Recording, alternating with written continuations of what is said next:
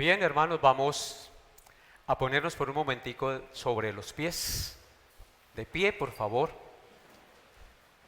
Vamos a encomendar la enseñanza en las manos del Espíritu Santo de Dios. De pie porque vamos a estar un ratico sentados, entonces así desentumen sus piernas y al mismo tiempo desentumimos el Espíritu orando al Señor. Acompáñenme en esta oración. Mi buen Dios y Padre, venimos ante ti en esta hora de la mañana otra vez, invocando tu santo nombre, oh Jehová de los ejércitos. Dichoso el hombre que tiene en ti sus fuerzas. Ayúdanos, Señor, a tener una mente dispuesta, un corazón abierto, unos oídos receptivos para escuchar tu voz.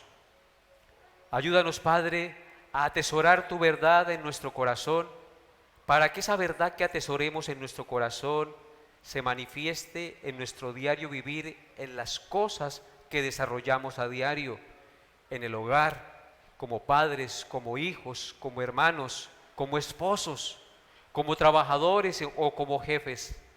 Aquí estamos delante de ti, Altísimo Dios, pidiendo que seas tú dándonos un buen tiempo de meditación en tu palabra y seas tú guiando por tu Santo Espíritu mis palabras y mis pensamientos para que lo que enseñe sea conforme a lo que está escrito y revelado en tu santo libro, la Biblia. Guíame, Señor, por tu Espíritu y permite que todos mis hermanos aquí reunidos sean edificados, consolados y afirmados en la fe para gloria y honra de tu santo nombre. Esto te lo pido, Padre, en el nombre que es sobre todo nombre, el nombre de nuestro Señor y Salvador Jesucristo. Amén y amén.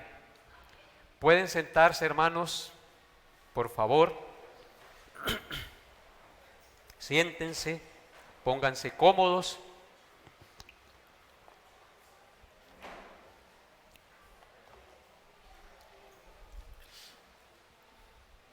Y dispongamos nuestro corazón. El domingo pasado, por falta de tiempo, no pude terminar la predicación de cómo enfrentar como cristianos la creciente maldad de nuestros tiempos. Yo les dije que para nadie es un secreto que hay un sistema engañoso de maldad, liderado obviamente por Satanás. Y este sistema engañoso de maldad es a nivel mundial, a nivel global, que tiene una agenda bien estructurada y argumentada, cuyo objetivo es distorsionar la verdad, adormecer la conciencia de la gente y hacer ver la mentira como si fuera verdad y la verdad como si fuera mala, como si fuera maldad. Esto lo han logrado a través de un severo adoctrinamiento en las instituciones educativas, en los diferentes medios de comunicación, en los congresos de las naciones con discursos políticos engañosos en pro de los derechos humanos y la inclusión, cuyo objetivo es ir en contra de los principios de Dios, hacer que se aprueben leyes inmorales, se acepte y se adopte y se practique el pecado y la maldad como algo normal, y que todo aquel que se oponga a su agenda sean censurados y considerados como retrógrados, intolerantes, fanáticos religiosos, misóginos, etcétera, etcétera. Este sistema engañoso de maldad cada día contamina e invade más y más la familia y la iglesia, las dos instituciones más sagradas que Dios ha creado sobre la faz de la tierra. Ante este ataque infernal que se cierne sobre la tierra y que está en todas las instituciones y que invade las instituciones más sagradas que Dios ha creado sobre la tierra, es decir, la familia y la iglesia, y que parece imparable y que ha ganado terreno cada día más de una manera asombrosa. ¿Qué hacer como cristianos e hijos de Dios para enfrentar esta maldad y no doblar la rodilla ante este sistema engañoso de maldad como hijos de Dios? El domingo pasado yo les hablé de 5 cosas, pueden hacerse muchísimas más, ¿no? Por supuesto, pero les hablé de 5 cosas de las cuales solo alcanzamos a ver 3 de ellas. Hoy, por la gracia de Dios, veremos los 2 puntos que quedaron faltando. Pero antes de ver estas 2 últimas cosas, o estos 2 puntos, quisiera que recordáramos brevemente las primeras 3 que vimos hace 8 días, que es muy importante hacer ese recorderis. En primer lugar, para enfrentar la maldad de nuestros tiempos, como hijos de Dios o como cristianos, debemos tener la plena certeza y la plena convicción que Dios es soberano y está en control absoluto de todas las cosas en el mundo entero. A Dios no se le ha salido nada de su control. Dios tiene absoluto control de todas las cosas. La Biblia nos dice que Él muda los tiempos y las edades, quita reyes y pone reyes, da la sabiduría a los sabios y la ciencia a los entendidos. Él revela lo profundo y lo escondido, conoce lo que está en tinieblas y con Él mora la luz. Él lo conoce todo, nada le es oculto.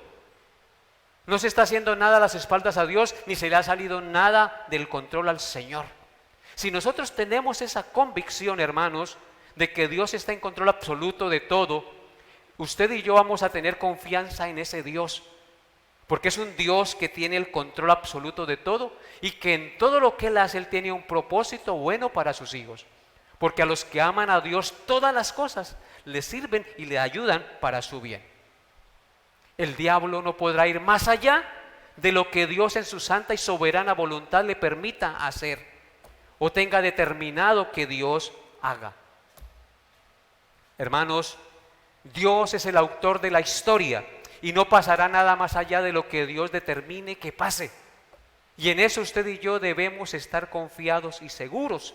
Por eso es que en Lamentaciones dice: ¿quién será aquel que diga que sucedió algo que el Señor no mandó? De la boca del Altísimo no sale lo malo y lo bueno. Así que Dios está en control de todo, mis hermanos. Y tú y yo, como hijos de Dios, debemos saber que Dios es el capitán del barco y que el barco no perecerá por más tenebroso y embravecido que esté el mar de la maldad en este mundo. En segundo lugar, para enfrentar la maldad de nuestro tiempo, tenemos que aprender a detectar la mentira para rechazarla y denunciarla. Es decir, tenemos que aprender a discernir entre lo bueno y lo malo. Y para esto tenemos que conocer la verdad, porque si no conocemos la verdad, no podemos detectar la mentira y seremos fácilmente engañados. Yo siempre pongo un ejemplo. Si usted conoce los billetes verdaderos, fácilmente detectará la plata o los billetes falsos. ¿O no es así? Usted no necesita conocer la maldad para detectarla. Usted lo único que necesita es conocer la verdad. Y conociendo la verdad, usted detecta la maldad, detecta la mentira. Pero no podemos detectar la mentira, no podemos detectar la maldad si usted y yo no conocemos la verdad. Hoy en día la tecnología ha avanzado mucho y los billetes falsos son casi idénticos. Pero dije una palabra, casi. No son idénticos. Así es la mentira. Es casi a veces idéntica a la verdad, disfrazada de cristianismo. Tiene algunas cosas que nos parecen muy atractivas y lógicas, pero en el fondo está el veneno. Si yo les doy un vaso con agua, pura, cristalina, y le echo una gotica de estrinina o de veneno transparente, ¿usted se tomaría ese vaso de agua? Pero ¿cómo ve usted el vaso? Como si fuese agua pura, que sea de provecho a su bien, pero en el fondo tiene veneno que va a dañarle y que va a causar su muerte si se lo toma. Hermanos, entonces, así es la maldad de nuestros tiempos. Satanás es un ser supremamente astuto y engañoso. Él no va a llegar a la iglesia diciendo: yo soy el diablo, vengo a hacerles daño. No, él no va a llegar así. Él no va a llegar a su casa a decirles: yo soy el diablo, aquí vengo para destruirlos. No, hermanos.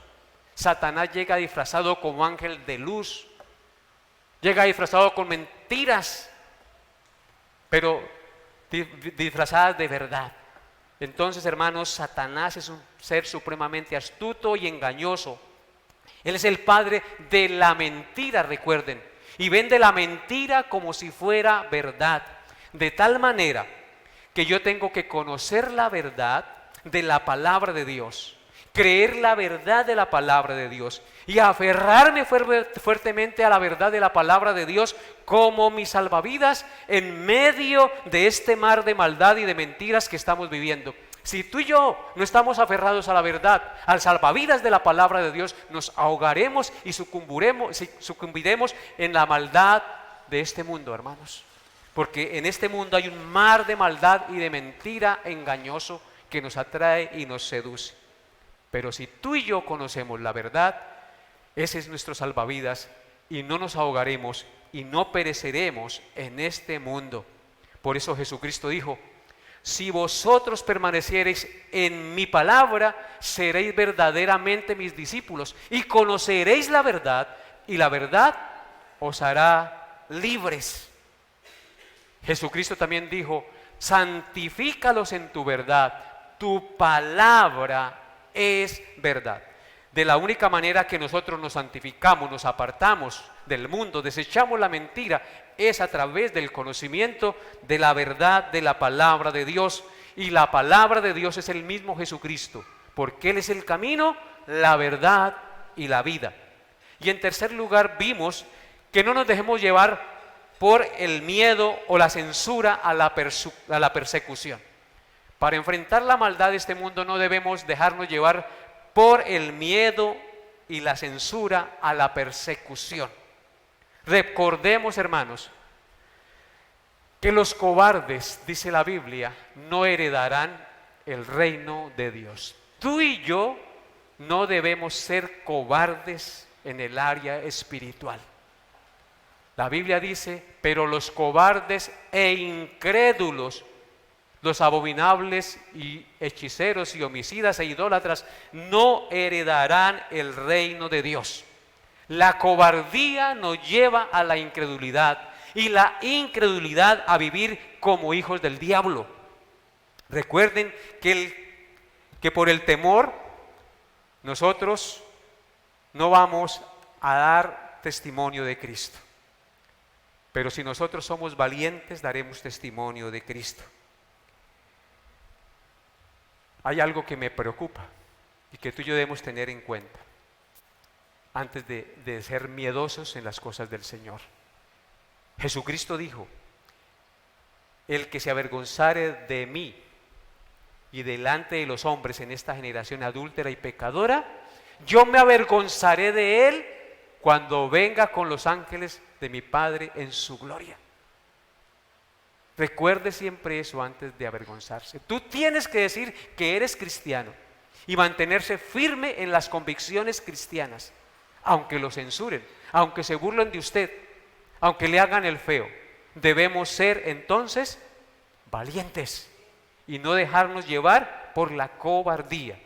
Recordemos, hermanos, que el apóstol Pablo dijo en 2 de Timoteo capítulo 1 versos 7 y 8, que Dios no nos ha dado espíritu de cobardía, sino de poder, de amor y de dominio propio. Y dice: por tanto, no te avergüences de dar testimonio de nuestro Señor, ni de mí, preso suyo, sino participa de las aflicciones por el Evangelio según el poder de Dios. Eso está en 2 de Timoteo 1, 7 y 8. Y Cristo dijo: no temáis a los que matan el cuerpo, mas el alma no pueden matar. Temed más bien a aquel que puede destruir el alma y el cuerpo en el infierno. Sí os digo, a este temed. Así que no temamos a los hombres, sino que proclamemos a Jesús con sabiduría, con temor y amor a todos aquellos que no le conocen. Así que después de haber recordado a vuelo de pájaro los 3 primeros puntos que vimos hace 8 días, ahora consideremos el cuarto y el quinto punto. El cuarto punto es recordar diariamente con seguridad y convicción lo que somos en Cristo.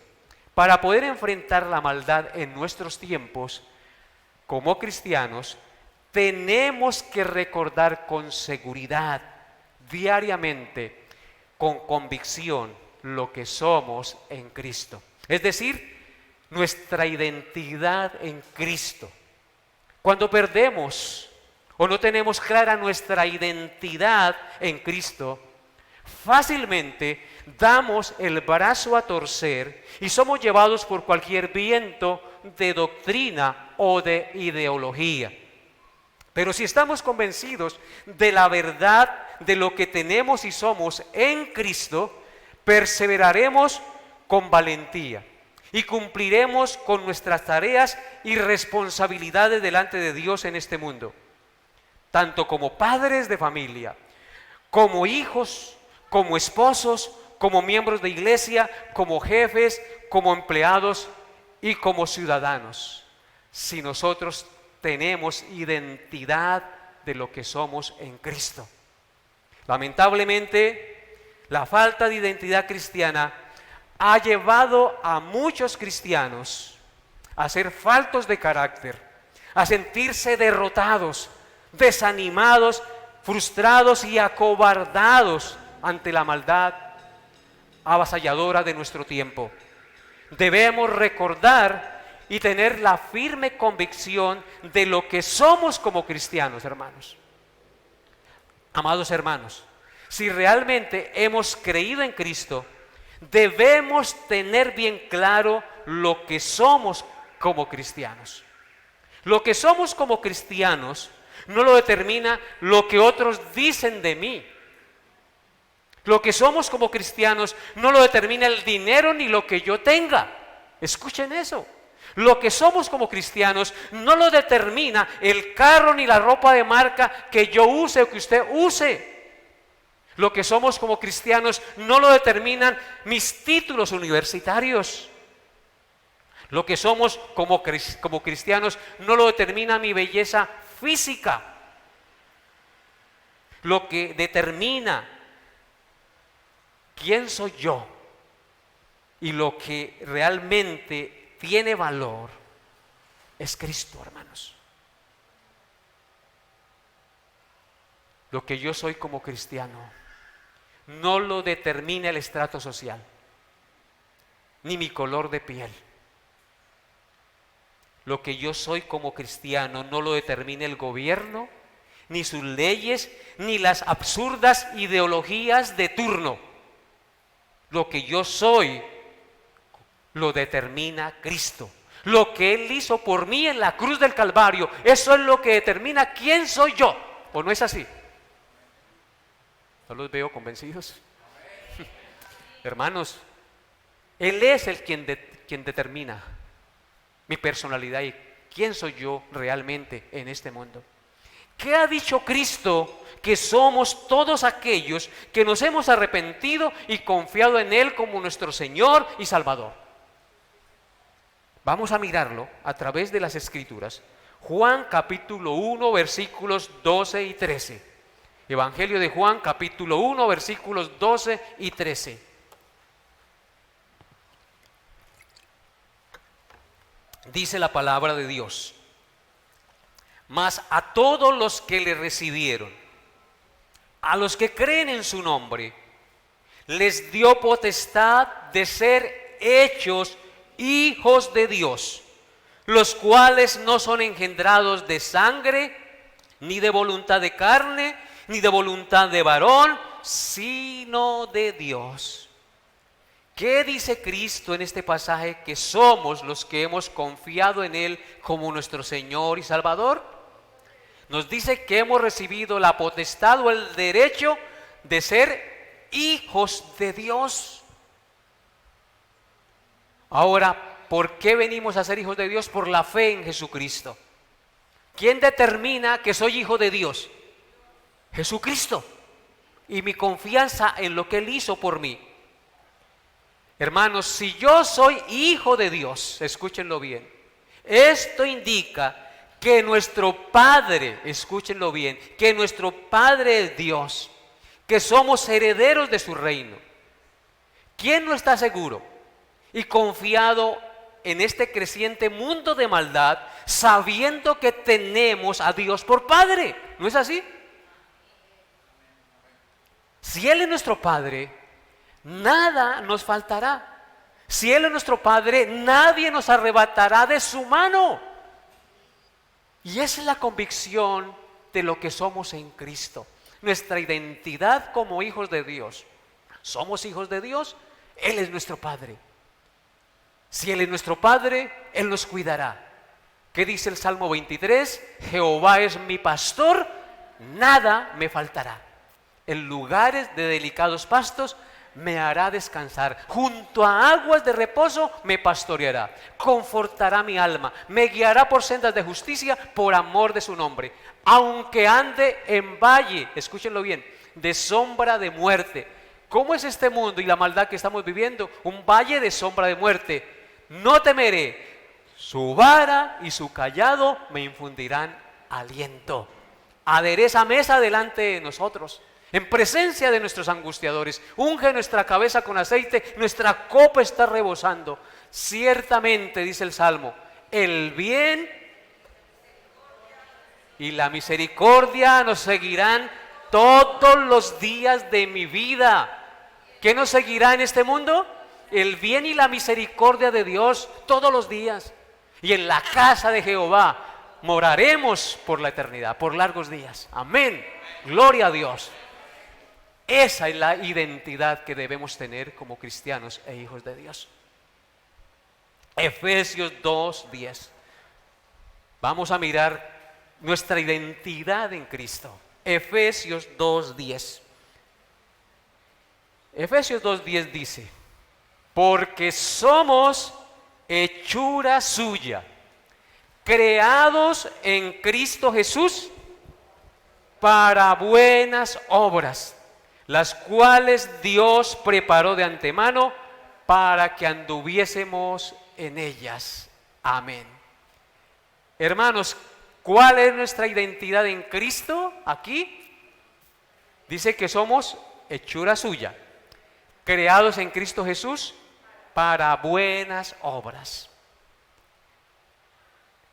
El texto nos dice que somos creados en Cristo para buenas obras.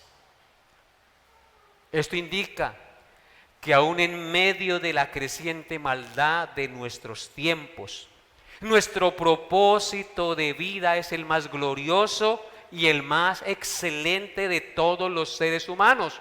Fuimos creados en Cristo Jesús para buenas obras. Nuestra razón de existir en este mundo es hacer buenas obras para la gloria de Dios. No es para glorificarnos a nosotros mismos, ni para engrandecernos a nosotros mismos. Nuestro propósito es que todo lo que Dios me dé, yo lo utilice para buenas obras, que glorifiquen y exalten el nombre glorioso de nuestro Dios. Entonces, ¿para qué fue creado usted? ¿Para qué fui creado yo en Cristo? Para buenas obras. Mi identidad como cristiano es que yo fui creado en Cristo Jesús para obrar correctamente, como padre, como hijo, como hermano, etc. Yo fui creado para buenas obras, para actuar conforme a la voluntad de Dios. Es el propósito más sagrado. que Dios nos ha dado. Ahora miremos Filipenses 3, versículo 20. Filipenses 3, 20. Miremos nuestra identidad en Cristo. ¿Qué dice Filipenses 3, 20? Dice: mas nuestra ciudadanía está en los cielos, de donde también esperamos al Salvador, al Señor Jesucristo. Amén. Hermanos, nosotros tenemos dos ciudadanías. Una ciudadanía en esta tierra que nos identifica, por ejemplo, a nosotros como colombianos tenemos ciudadanía colombiana. Y si nos vamos para otro país, pues de pronto también logramos sacar la ciudadanía de otro país. Y muchos le apuntan a la ciudadanía de los Estados Unidos como lo máximo. Hermanos, a mí me dieron la visa hace mucho tiempo del reino de los cielos. Y me dieron cédula del reino de los cielos. Y a usted como creyente también. Le dieron cédula del reino de los cielos y la visa del reino de los cielos, y de manera indefinida y para siempre. Así que no ponga usted la mirada en la ciudadanía temporal y pasajera que tenemos aquí. Cuando usted muera, si no tiene ciudadanía del reino de los cielos, ¿a dónde va? A la ciudadanía del reino de las tinieblas, hermanos. El texto dice claramente: mas nuestra ciudadanía está en los cielos. Si mi ciudadanía está en los cielos, mi corazón no debe estar puesto, ni mis afectos en este mundo. Y mi confianza no debe estar puesta en el norte, sino en Dios. El salmista dijo: alzaré mis ojos a los montes. Hizo una pregunta: ¿de dónde vendrá mi socorro? No, mi socorro no puede venir de los montes, donde están los lugares altos y las idolatrías. Dice: mi socorro viene de Jehová, que hizo los montes, los cielos y la tierra. Es de allá que viene mi ayuda. Si su confianza está en el norte, si su confianza está en los dólares, usted tiene un ídolo y no eres un verdadero ciudadano del reino de los cielos. Su confianza debe estar en Dios, que hizo los cielos y la tierra. Hermanos queridos, usted y yo debemos saber lo que somos en Cristo. Somos ciudadanos del reino de Dios. Y si las cosas se ponen difíciles en nuestro país, ¿qué hemos de hacer? ¿Irnos del país porque allá sí van a encontrar futuro mis hijos? ¿Dónde está el futuro de mis hijos? Hermanos, en el norte hay más maldad que aquí aún. ¿Dónde está el futuro de mis hijos? ¿Dónde está mi futuro y su futuro? En Cristo Jesús, mi Rey y mi Señor. En Él debemos confiar. Él es nuestro escudo, Él es nuestra fortaleza, Él es nuestro amparo, Él es nuestra porción en este mundo. Recuerde que lo que soy en Cristo no lo determina el dinero que tenga, ni el país en el que viva. Lo que soy en Cristo lo determina lo que Él hizo por mí en la cruz del Calvario. ¿O no es así? ¿Cómo vamos a enfrentar entonces la maldad de este mundo, hermanos? Si no confiamos en aquel que nos da la vida y que tiene el control absoluto de la historia y que nos ha dado ya la visa para el reino de los cielos y la ciudadanía. Hermanos, bendito sea el Dios de nuestro Señor y Padre, nuestro Señor Jesucristo, por siempre. Si somos ciudadanos del reino de los cielos, esto indica que aunque vivamos en este mundo, no somos de este mundo. En consecuencia, podemos superar la creciente maldad de nuestros tiempos, porque nuestro corazón y nuestros afectos no están en las cosas de la tierra, sino en las cosas del cielo, donde está Cristo sentado a la diestra de Dios. Amén. Mateo 5, versículos 13 al 16. Vamos a seguir mirando lo que somos en Cristo, nuestra identidad en Cristo. ¿Qué somos en Cristo? Mateo 5, 13 al 16. Dice: vosotros sois la sal de la tierra, pero si la sal se desvaneciere, ¿con qué será salada? No sirve más para nada, sino para ser echada fuera y hollada por los hombres. Vosotros sois la luz del mundo. Una ciudad asentada sobre un monte no se puede esconder, ni se enciende una luz y se pone debajo de un almud, sino sobre el candelero, y alumbra a todos los que están en casa. Así alumbre vuestra luz delante de los hombres, para que vean vuestras buenas obras y glorifiquen a vuestro Padre que está ¿dónde? En los cielos. Amén. Este es un pasaje glorioso, hermanos. El texto inicia diciendo: vosotros sois, no digan nada. Vosotros sois es una ¿qué? Afirmación. Es una afirmación. Vosotros sois la sal de la tierra y la luz del mundo. Es una afirmación, y lo está diciendo ¿quién? Jesucristo, nuestro Redentor, el que pagó por nosotros en la cruz. No dice vosotros seréis o pueden llegar a serlo, sino que dice vosotros sois. Está afirmándolo, la sal y la luz del mundo. Cristo nos está dando identidad, utilizando la metáfora de la sal y de la luz. En consecuencia, así como la luz existe para alumbrar y disipar las tinieblas, y la sal existe principalmente para preservar la carne de la corrupción y dar sabor o sazón a los alimentos, esto indica que con la luz de Cristo, como hijos de Dios, nuestras palabras y ejemplo deben alumbrar y guiar a las personas por el camino correcto, en medio de un mundo que anda en oscuridad espiritual. A eso somos llamados como hijos de Dios. Nuestro propósito es buenas obras, alumbrar en medio de una sociedad que está en medio de las tinieblas.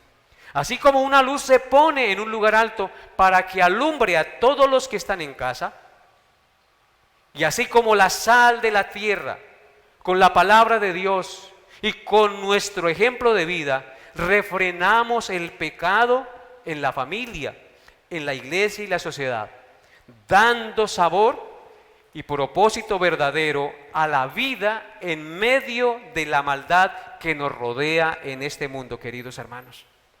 En conclusión, nuestra identidad como sal de la tierra y como la luz del mundo es vivir de tal manera que las personas en este mundo lleno de maldad vean nuestras buenas obras y alaben y glorifiquen no a nosotros, sino a nuestro Padre que está en los cielos.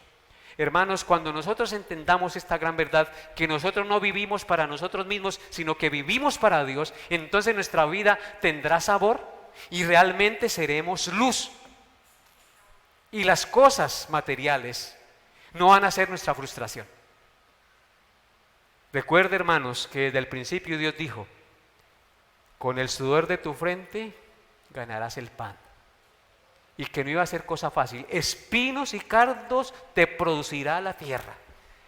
Así usted se vaya para la Conchinchina, allá le va a tocar sudarla y ganarse el pan, y va a tener que enfrentar otras cosas.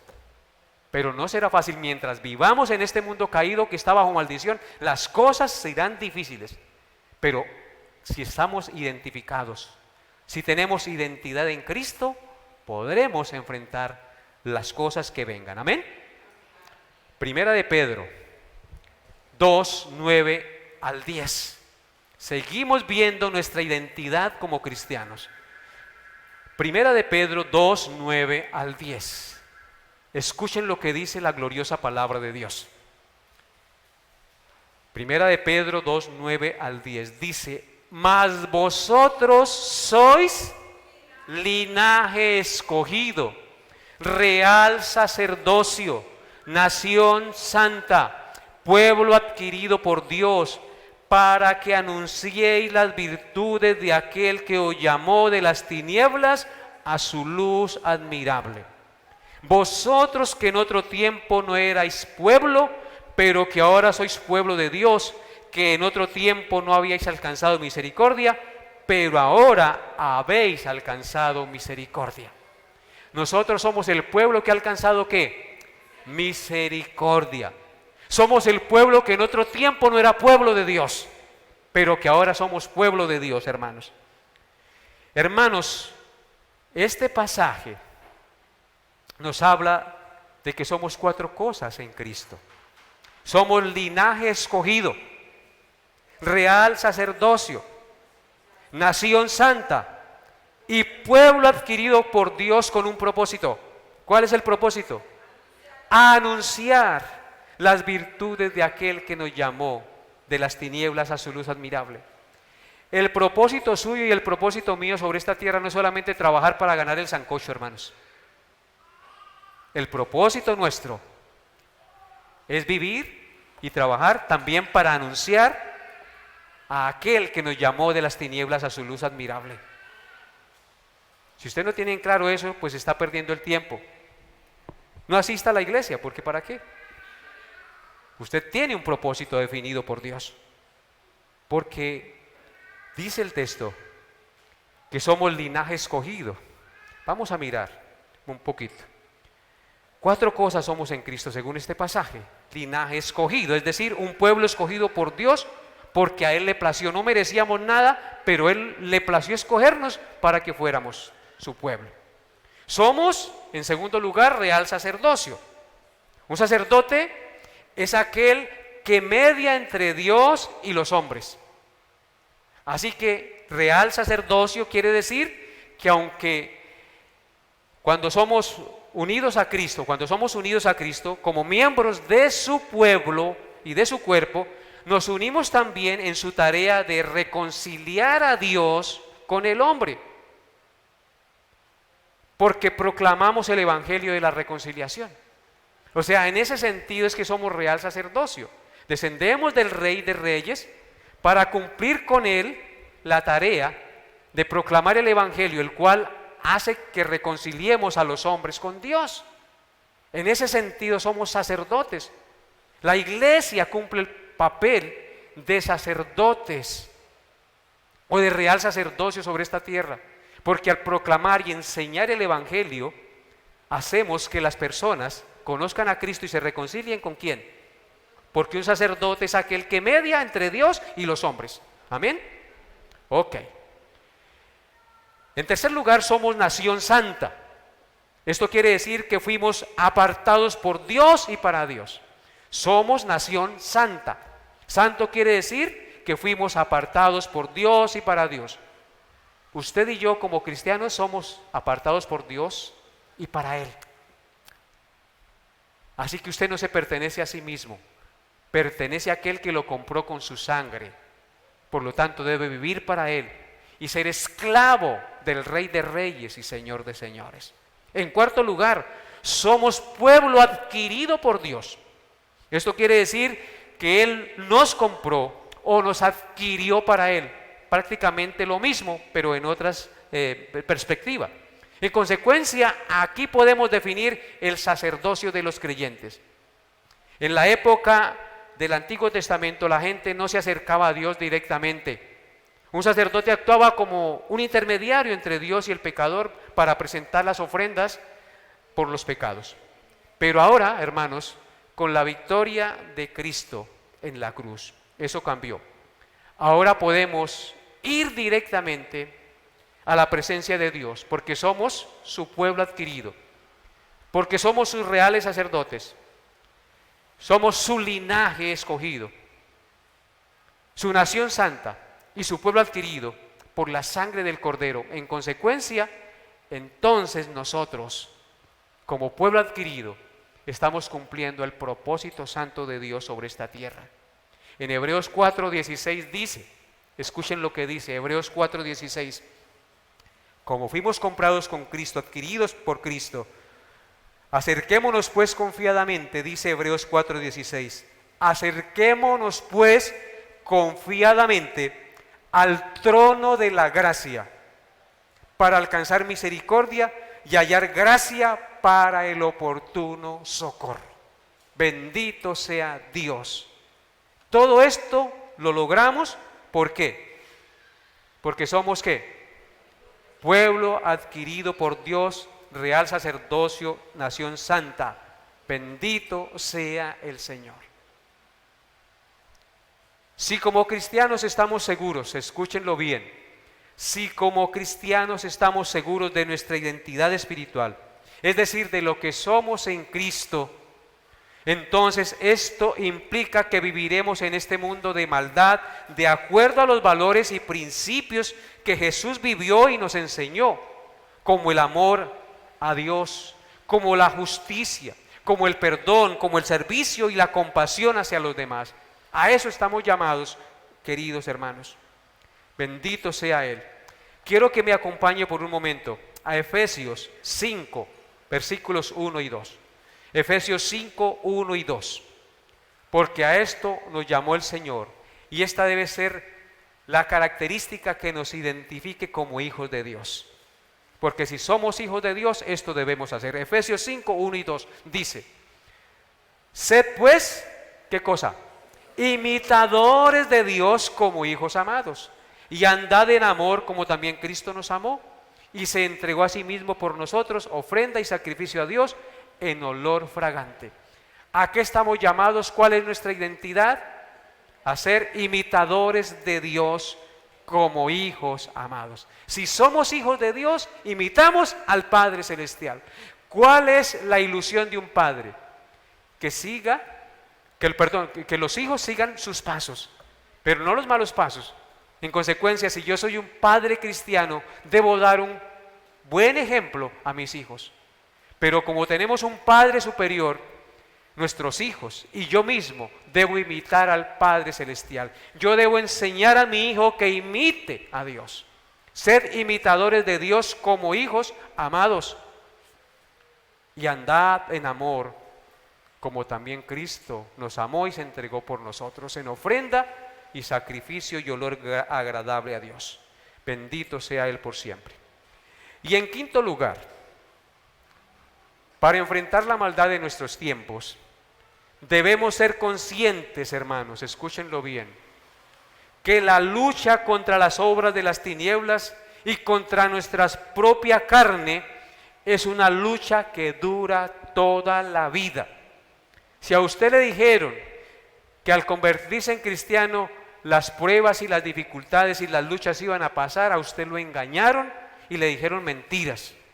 Usted y yo debemos ser conscientes que aunque tú y yo seamos cristianos y confiemos en Cristo y tengamos nuestra identidad en Cristo, la lucha contra las obras de las tinieblas y contra los pecados de nuestro propio y perverso corazón duran toda la vida. Tenemos un viejo hombre que se niega a morir y tenemos que luchar con eso todos los días. Y Satanás no se cansa. De una manera o de otra, él quiere ponernos zancadilla. Por eso nuestra lucha no es fácil.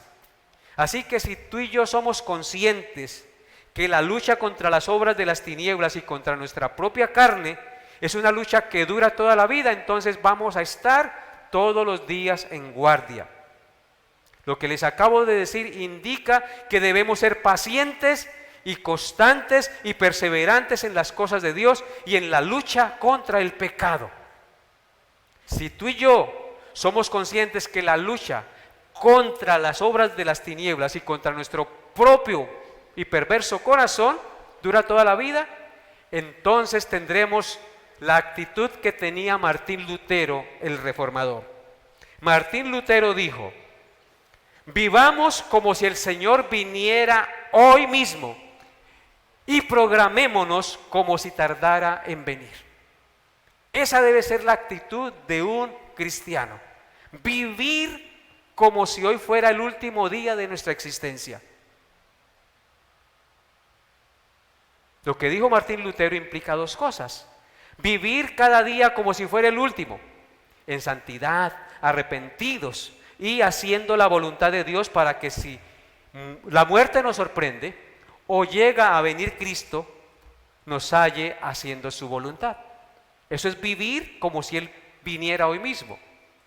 Pero al mismo tiempo debemos programarnos como si el Señor tardara en venir. Y al programarnos como si el Señor tardara en venir, implica hacer planes en este mundo para vivir y trabajar cada día en función de la extensión del reino de Dios sobre la tierra. No hacer planes para vivir como si yo fuera a vivir aquí 700, 900, 1000 años, hermanos. Yo debo hacer planes para vivir y trabajar cada día en función de la extensión del reino de Dios sobre la tierra. Así que, hermanos, vivamos cada día como si hoy fuera el último y programémonos como si tardara el Señor en venir. Segunda de Timoteo 4, 6, 8, por favor. Segunda de Timoteo 4, 6 hasta el 8. Veamos unos textos bíblicos que nos afirman esta verdad. Dice, segunda de Timoteo 4, 6 hasta el 8. Dice Pablo: porque yo ya estoy para ser sacrificado, y el tiempo de mi partida está cercano, dice el apóstol. He peleado la buena batalla, he acabado la carrera, he guardado la fe. Por lo demás, me está guardada la corona de justicia, la cual me dará el Señor juez justo en aquel día. Y no solo a mí, escúchenlo, sino también a todos los que aman su venida. Qué glorioso pasaje. Tiene profundas enseñanzas que dan para otro sermón. Pero Pablo nos dice aquí, escribiéndole a Timoteo, ya porque él está preso en Roma y lo van a sacrificar, están a punto de matarlo por el Evangelio. Dice: yo ya estoy para ser sacrificado. ¿Saben cómo murió Pablo, no? Decapitado por causa del Evangelio. Yo ya estoy para ser sacrificado, dice, y el tiempo de mi partida está cercano. ¿Cómo consideraba Pablo la muerte? Una partida de este mundo a la patria celestial, a la ciudadanía. Va a hacer uso de la visa que el Señor le dio. Entonces, el tiempo de mi partida está cercano. Ya veía la muerte cerca. Pero mire lo que dice Pablo, al mirar hacia atrás, a lo que él ha hecho. Dice: he peleado la buena batalla. Hermanos, vivir como cristianos, esforzarnos a vivir como hijos de Dios en este mundo, es pelear la buena batalla.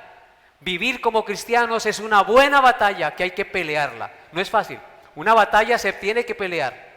He peleado la buena batalla.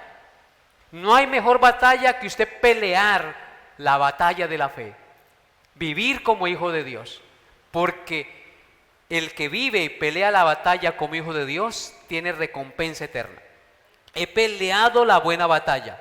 Luego dice: he acabado la carrera. Pablo consideraba la vida cristiana como una batalla y como una carrera atlética. He acabado la carrera. Y luego dice: he guardado la fe. Nuestra fe en Cristo tiene que ser inquebrantable. Venga lo que venga, enfrentemos lo que enfrentemos, nuestra fe en Cristo debe ser inquebrantable. Y como él había peleado la buena batalla, había acabado la carrera y había guardado la fe en el Señor Jesús, porque él sabía en quién había creído, dice: por lo demás me está guardada la corona de justicia. ¿Qué esperaba Pablo recibir? La corona de justicia. ¿Saben cuál es la corona de justicia? Jesucristo. Porque Él es nuestra justicia. Él es nuestro estandarte. Él es nuestro galardón, hermanos. Entonces, vivamos como Él quiere que vivamos. La verdad, hermanos, es que como hijos de Dios, todos nosotros debemos estar cada día dispuestos a hacer la voluntad del Señor. Y la promesa que nos da el apóstol Pablo es maravillosa. Dice, la cual me dará el Señor juez justo. Y no solo a mí, sino también a todos aquellos que aman y guardan y esperan la venida del Señor. A todos aquellos que aman y esperan la venida del Señor. ¿No les da alegría eso? Saber que si nosotros vivimos para el Señor, que si nosotros andamos en esta vida haciendo lo que es recto y teniendo identidad con Cristo, tiene recompensas eternas. Que las promesas que ya se hicieron en cierta parte realidad en los antiguos también son esas promesas para nosotros. Así que, hermanos, nosotros debemos vivir de esta manera, confiados en el Señor, entendiendo que la vida cristiana no es fácil, que cada día tenemos que levantarnos y orar y pedirle al Señor que no nos deje caer en tentación, porque hay una lucha. Satanás no se cansa de estorbar el camino de sus siervos, de los siervos del Señor. Hay una lucha constante. Y en nosotros mismos hay una lucha. La misma carne nuestra que no ha sido redimida combate. ¿Recuerdan lo que dijo Pablo? Lo que quiero hacer, no lo hago. Mas lo que no quiero hacer, eso hago. Y mirando esto, hallo esta ley en mí, que el pecado está en mí y que quiere enseñorearse de nosotros. Pero si nosotros confiamos en Cristo, hermanos, ganaremos la batalla, como Pablo la ganó y la peleó y la ganó. Y en esto debemos estar nosotros confiados, seguros y satisfechos. Cada día nuestra oración al levantarnos debe ser: Señor, no nos dejes caer en tentación, líbranos del malo. Ayúdame a hacer tu voluntad, mi Señor. Y en las cosas espirituales, miren lo que dice la palabra de Dios. Romanos 12, versículos 11. Romanos 12, 11, por favor. Dice así la palabra de Dios. Romanos 12, 11.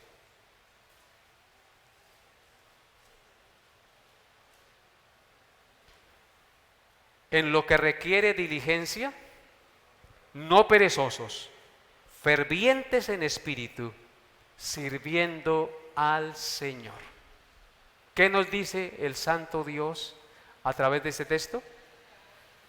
Que en lo que requiere diligencia. ¿Y qué es lo que requiere diligencia? Las cosas de Dios.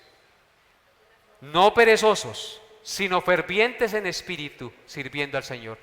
La diligencia y el esfuerzo que tú y yo debemos poner es en el servicio a Dios. Recuerde que usted y yo fuimos creados para servir a Dios y para buenas obras. Entonces, hermanos, ¿cómo podemos enfrentar la maldad de nuestros tiempos? Teniendo en claro que tenemos que luchar contra la pereza. Dice, en lo que requiere diligencia, no perezosos. Hay gente muy perezosa, no le gusta leer la Biblia, no le gusta orar, y si ora, ora muy poquito. Eso después. Pero son diligentes para otras cosas. Pero si usted es un hijo de Dios, usted es diligente para la oración, para congregarse, para leer la Biblia, para servir en la iglesia. En lo que requiere diligencia, no perezosos, fervientes en espíritu. Ferviente quiere decir algo que ebulliciona, que herve en nuestro ser. ¿Recuerdan cuando los dos discípulos iban camino de Emaús y Cristo iba al lado de ellos? Y Él les hablaba la palabra de Dios y decían ellos, cuando Cristo se desapareció de su lado, dijo: ¿no ardía nuestro corazón cuando nos abría las Sagradas Escrituras? Debemos ser fervorosos, hermanos, en las cosas de Dios y vivir para la gloria del Señor cada día, no perezosos, sirviendo al Dios del cielo. Así que, hermanos, con esto terminamos hoy nuestra enseñanza y la meditación en la palabra de Dios. Espero que estas cosas que el Señor les habló en esta mañana sean de gran provecho y afirmen su fe, para que nosotros cada día como hijos de Dios afirmemos nuestra confianza en Cristo y cumplamos en la identidad que tenemos en Cristo con los deberes y responsabilidades que tenemos cada día como padres, enseñando a nuestros hijos la palabra de Dios, como esposos, amándonos los unos a los otros, el esposo amando a la esposa como Cristo amó a la iglesia, la esposa sometiéndose a su esposo como la iglesia está sujeta a Cristo, los hijos honrando a sus padres, los padres enseñando a sus hijos la palabra de Dios, y todos amándonos y respetándonos los unos a los otros, para que la luz de Cristo brille en nosotros y puedan los demás, los que están en tinieblas, ver que en nosotros hay algo diferente. ¿Qué es lo que hay diferente en nosotros? La luz de Cristo. Y así brillar e influenciar a nuestros hijos y a nuestros hermanos con nuestras palabras y actitudes. Que Dios les haya hablado a su corazón. Hermanos, colóquense de pie, por favor. Amado Señor y Padre, bendigo tu santo nombre en esta hora de la mañana. Padre, yo te doy gracias por tu palabra que es inerrante, que es perfecta, que es digna de ser leída, creída y practicada. Es la lámpara a nuestros pies y la lumbrera a nuestro camino. Es la espada que traspasa nuestro corazón. Es el martillo que quebranta la piedra de nuestro corazón endurecido por el pecado. Dios, ayúdanos, por favor, a tener en claro lo que somos en ti, a vivir cada día como si fuera el último, pero al mismo tiempo programarnos para vivir haciendo tu voluntad como si tú tardaras en venir. Dios, muchas gracias por tu amor, por tu bondad y misericordia en este día, y por la misericordia y la bondad que has tenido en los años pasados. Encomendamos nuestras vidas en este año, mi Señor. Rogamos, Padre, seas tú dándonos claridad de pensamiento y guiando nuestras decisiones, para que las decisiones que tomemos sean guiadas por el poder de tu Santo Espíritu y la luz de tu palabra, Padre Santo. Seas tú, mi buen Dios, ayudándonos y fortaleciéndonos en la fe cada día. Tenga misericordia, Señor, de nosotros que somos débiles, que luchamos con nuestras miserias cada día, pero entendiendo que si tu Santo Espíritu está en nosotros, mayor es el que está en nosotros que el que está en el mundo, y mayor es el poder del Espíritu que los apetitos de nuestra carne, Señor. Gracias, Padre.